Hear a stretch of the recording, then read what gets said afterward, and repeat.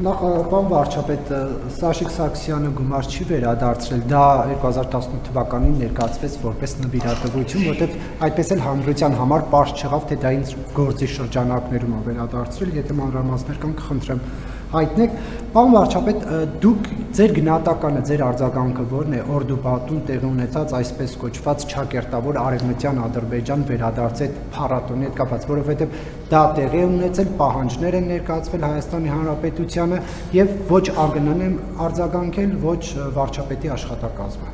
Դա ընդունելի չի, բայց մյուս կողմից ես ասում եմ, ես գիտեմ դա ինչ պատճառահետևանքային կապերը գիտեմ։ Բայց նույն կերպ ընդունելի չի Ղարաբաղի շարժումը շարունակելու փորձերը Հայաստանի Հանրապետությունում։ Իսկ այսօր առաջի հարցի հետ կապված հիմա նոր որ ասցի, օրինակ Կոմիտասի այգու վերադարձի մասին, հայտել է կամավորության բանով ստորագրել վերադարձել են, բայց հիմա մի դեպքում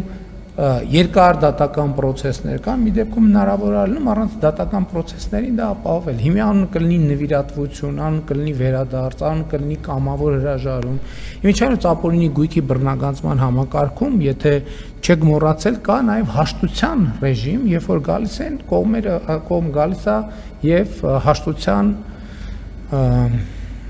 պայմանավորվածություն ձեռք բերում, այնպես դա նորմալ բան է, փաստն է, որ այդ փողը տեղափոխվել է պետական տիրապետության։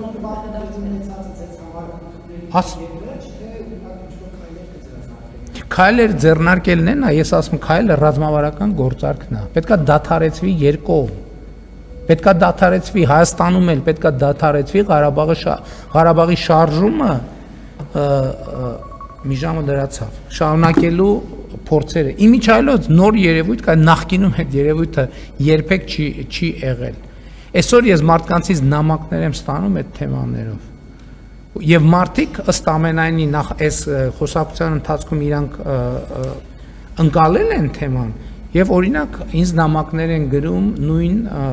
խորհրդանում Ղարաբաղի դրոշների արկայության վերաբերյալ, ինձ նամակներ են գրում տարբեր ելույթների վերաբերյալ, որ բա տեսեք այս ելույթում փաստորեն իրանք այդ գիծը տանում են, որ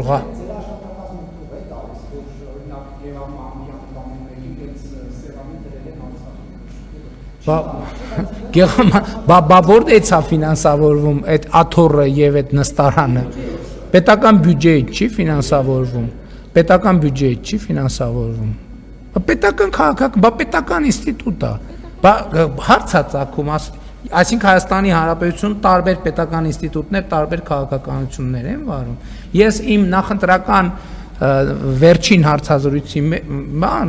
լռության օրը նախորդած հարցազրույցի մեջ ասացի, որ այսօր միջև այսօր երբեմն լնում է կառավարության որոշումների մեջ օրինակ արտահայտություններ են լինում այդպիսի։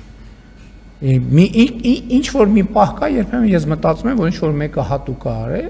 բայց նաև մենք պետք է հասկանանք, որ այդ իներցիան 30 տարի մեր մեջ պատտվել է, հեշտ չի, մարդիկ դա ասում են չեն նկատում։ Ես էլ օրինակ նույնիսկ մեր խմբակցության անդամների ելույթ նույնիսկ իմ խոսույթի մեջ երբեմն օգտագործում եմ իներցիայով բառակապակցություններ, որոնք այդ տրամաբանությունից բացարձակապես դուրս են։ Եվ չարամիտ ընկալման դեպքում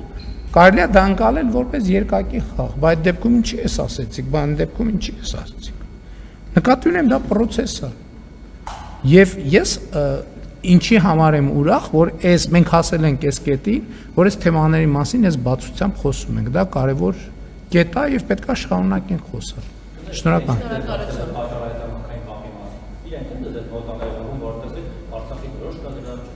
Ինչի մենք չենք տեսնում։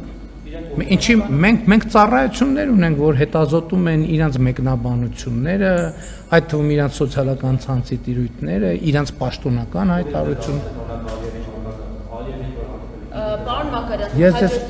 ես ձեզ ասացի, որ մենք ծառայություններ ունենք, որ վերլուծում ենք, չէ՞ մենք տեսնում ենք մարդիկ ինչ են խոսում, ինչ են ասում, ինչ են հարցազրույցներում հայտարարում։ Այդ թեմաները մենք ենք քննարկման բերում այդ թեմաները, այդ թվում այդ առիթներով։ Եվ ռազմավարական գործարքը ես դրա մասին ասել եմ մի քանի անգամ, որ մենք առաջարկել ենք ռազմավարական գործարք եւ մենք շարունակաբար այդ գործարքը առաջարկում ենք, բայց այդ գործարքը մենակ Ադրբեջանին չի ուղղված, այդ գործարքը նաեւ ուղղված է մեզ։ Եվ հիմա նոր փուլ է, նոր էտապ է բացվում, որովհետեւ Հայաստանի Հանրապետության քաղաքացիները իրենց քվեարկությամբ արտահայտել են վերաբերմունք եւ սրա հետ պետք է հաշվի նստել։ Եվ սա հարց է, որին ելի եմ ասում, մենք պետք է խոսենք, հասկանանք, որովհետեւ պատճառահետևանքային կապերը եւ կոնտեքստը պետք է հասկանանք։ Այլևս քողարկված խոսելու կարիք չկա, որովհետեւ թեման բաց է եւ նախընտրական քարոզչության ընթացքում էլ բաց այդ մասին խոսել ենք։ Այս նախընտրական քարոզչության առանձնահատկությունը գիտեք, որն է, իհարկե մի քիչ ավել, մի քիչ պակաս, բայց ոչ մի թաքնված թեմա չի եղել։ Սովորաբար լինում է թեմաներ, որ շրջանցվում են աչքից ձախից։ Այս նախընտրական քարոզարշավի ընթացքում 0 փակ թեմա եղել։ Բոլոր թեմաները բաց քննարկվել են։ Նույնիսկ շատերը համարում են, որ դա այդքան էլ լավ չի, այդքան բաց, այդքան կրկոտ, բայց բոլոր թեմաները քննարկվել են։ Եվ դա վատ չի։ Ես կարծում եմ դա լավ է, որովհետև մենք պետք է խոսենք։ Հասկանալու համար պետք է խոսել, պետք է դետալների մեջ մտնել, մանրամասների, չխոսելով, ոչ մի բան չնայելով, չդիտարկելով, ոչ մի բան չենք հասկանա եւ առաջ չենք գնա։